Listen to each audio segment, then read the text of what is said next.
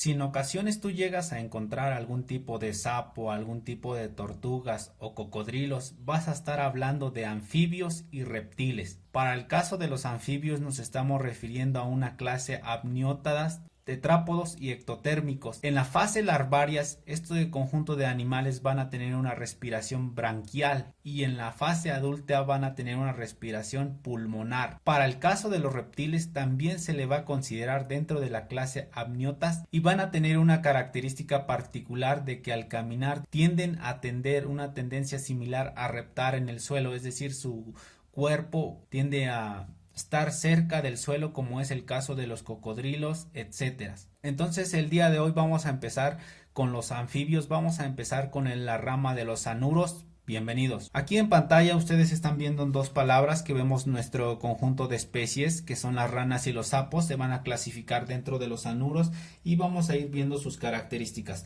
Para los anuros va a tener su origen de latín, que significa negación y cola, es decir, va a llegar a una etapa de metamorfosis donde este conjunto de animales va a perder esa parte del cuerpo debido a su transformación. Vamos a anotar nuestro concepto.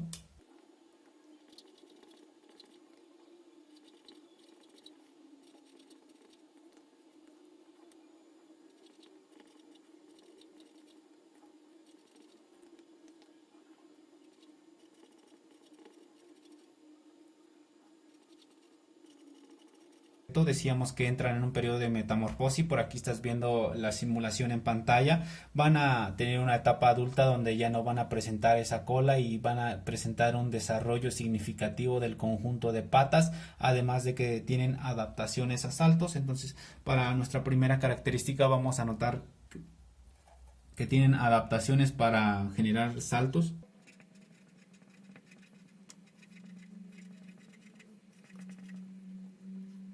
Vamos a tener aproximadamente 6.608 especies repartidas en 54 familias.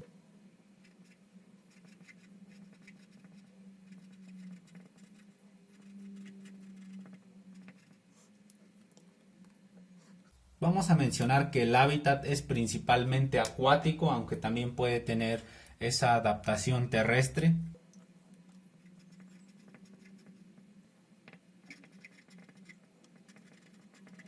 Va a ser sobre todo acuático por esas condiciones de humedad que requiere para poder vivir, y su tamaño va a ser variado.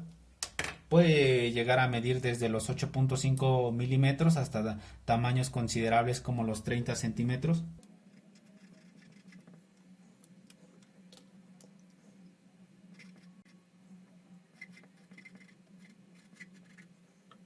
Aquí en pantalla te dejo un ejemplo que es el Goliat y es el más grande del mundo para que lo tengas en cuenta. Vamos a mencionar la diferencia entre rana y sapo para que no lo llegues a confundir en tiempos posteriores. Vamos a anotarlo.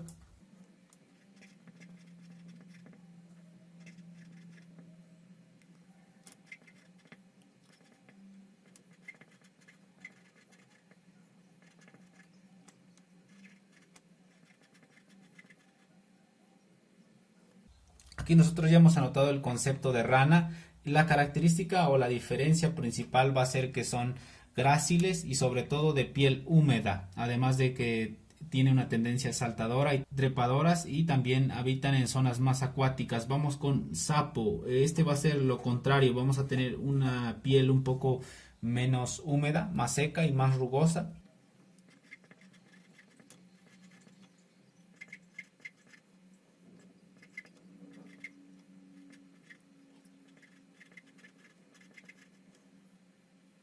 Como podemos notar, este tipo de vida no es significativo para la parte taxonómica, por lo tanto, distinguirlo entre ranas y sapos no es un término que pueda tener validez en la parte biológica, en la parte taxonómica. Vamos a notar nuestra siguiente característica. Nosotros decíamos que teníamos una respiración branquial y pulmonar. Vamos a anotarlo aquí en verde también, aunque este es uno muy significativo.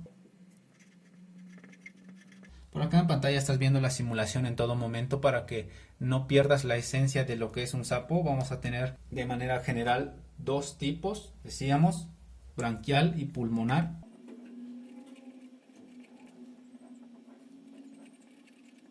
La parte branquial va a ser desarrollado cuando se encuentra en una fase larvaria o bien en una etapa joven, si lo quieres llamar así. Para el caso de nuestra respiración pulmonar va a ser la edad adulta o fase adulta. Acá nosotros estamos viendo el ejemplo. Vamos a la siguiente hoja para continuar con nuestra morfología de nuestros anuros. Vamos a ello, ya que decíamos que ranas y sapos no es un término significativo para definirlo a nivel biológico. Vamos a continuar con la morfología. La parte de la boca va a ser muy ancha, con dientes diminutos o inclusive sin ellos, dependiendo de la especie, y con una lengua protráctil.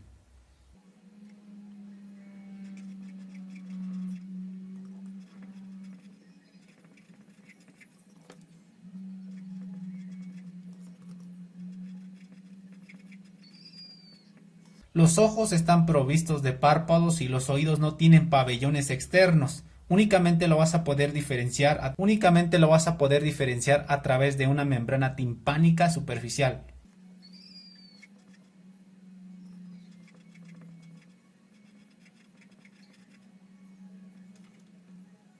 Los dos pares de patas son muy diferentes entre sí, aunque adquiriendo mayor desarrollo y robustez en el par posterior por esa condición de saltos.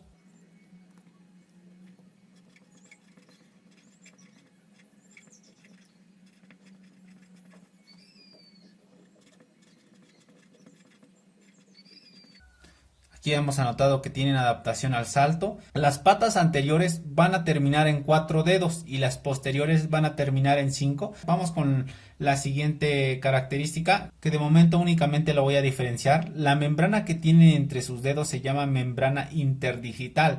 Por eso tú notas que esas condiciones de patas están como húmedas. Para el caso de la vida larvaria también lo puedes llegar a conocer como renacuajos, que es el término coloquial que le da la comunidad. Y vamos a tener también ranas que puedas tocar, y también vas a tener ranas venenosas para que lo tengas en cuenta. Por aquí en pantalla te dejo un ejemplo de las especies que son adecuadas para esa convivencia humana, ¿no? Y también la parte tóxica. Vamos a la parte alimenticia de nuestros anuros. Van a alimentarse principalmente de diversos invertebrados.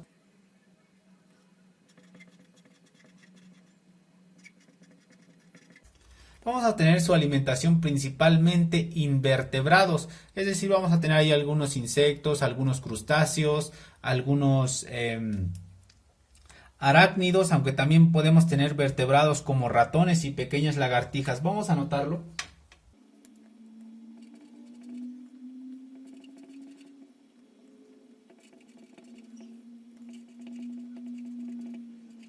Para el caso de los vertebrados van a ser muy escasos, muy pocos. Seguramente cuando encuentran esa condición difícil de accesar a los alimentos, ¿no?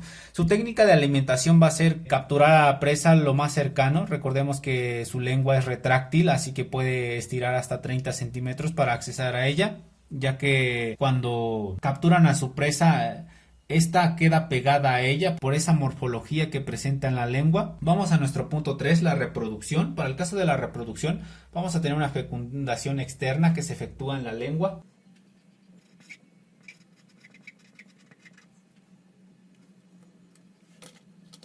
Decíamos que teníamos una fecundación externa que se efectúa en la lengua.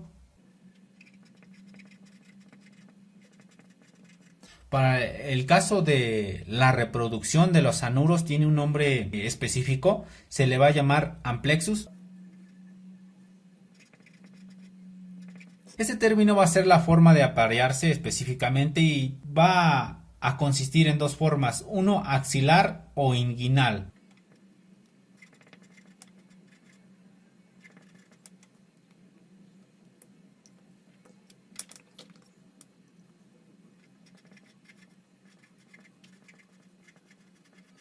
Para el caso de nuestros sapos lo van a depositar en forma de cordones o paquetes. Vamos a mencionar un poco de evolución para ir terminando con este apartado de ranas y sapos. Vamos a hablar específicamente del Jurásico inferior.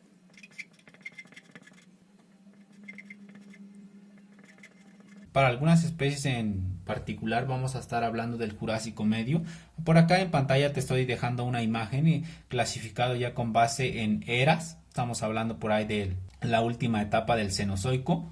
Y acá nosotros lo estamos escribiendo ya de una manera más específica. Entonces, como puedes notar, aquí tenemos marcado el Mesozoico, que es donde empezaron a existir estas condiciones de anfibios, y a partir de ahí lo tenemos en amarillo. Posteriormente ya tenemos a las ranas y los sapos, que fue una división que aparecieron a partir de los lisanfibios, tal cual como te lo marco aquí en pantalla. También por acá en pantalla te estoy dejando la clasificación de los anuros, porque va a ser una especie que por condiciones de actividades turísticas de ecología lo vas a encontrar. Vamos a dividir a nuestros anuros en nuestra Archaeobatrachia, que es la clasificación general, y de ahí posteriormente tenemos distintas especies. Tenemos las pipanuras, bomblanuras, etcétera. Esta imagen te lo recomiendo que lo pongas en pantalla. Nuestras siguientes especies, los acasnomanuras, las neobatrachas y así sucesivamente. Vamos a seguir descendiendo hasta nuestras aglaloanuras. Está un poco complicado la pronunciación cuando es la primera vez que lo llegas a escuchar. Inclusive tenemos ahí las clasificaciones biológicas para que lo tomes en cuenta. Y vamos a tener nuestra siguiente subdivisión, los hiloides. Los hiloides van a ser como que nuestra parte B de nuestros anuros. También vamos a tener un conjunto de subdivisiones. Te recomiendo que lo anotes, y cuando hayas terminado de anotar todo el conjunto de apuntes, te recomiendo que puedas imprimir este mapa. Y para el caso mexicano tenemos una franja por ahí de la latitud de los 19 grados, donde tenemos una cantidad considerable de ranas y sapos. Los que predominan más es en la zona de Estados Unidos. Y bien, por estas semanas sería todo. Nos vemos. Hasta la próxima.